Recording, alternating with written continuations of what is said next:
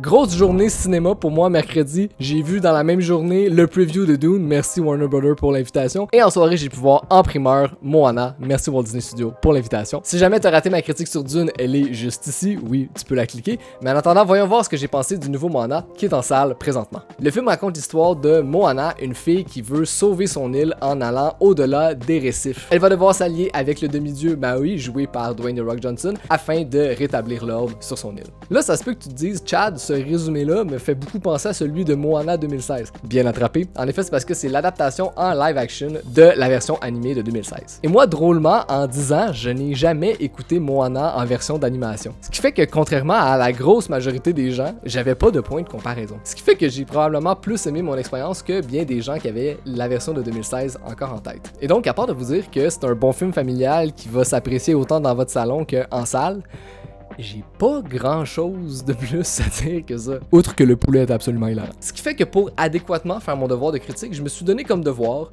d'aller voir Moana en version animée. Parce que pour moi, c'est absolument insensé de parler de Moana live action sans le mettre en relation avec son matériel original. Et là, une fois que j'aurai vu ce Moana, eh bien, je pourrais enfin vous dire, ok, est-ce que le live action, celui-là, apporte réellement quelque chose de nouveau au storytelling? Tu peux faire confiance à ton algorithme de te ramener lorsque ça va être sorti, ou encore tu peux t'abonner pour être certain de ne pas rater ma critique. Sur ce, merci encore à Walt Disney Studios Canada pour l'invitation, et moi je vous dis à la prochaine.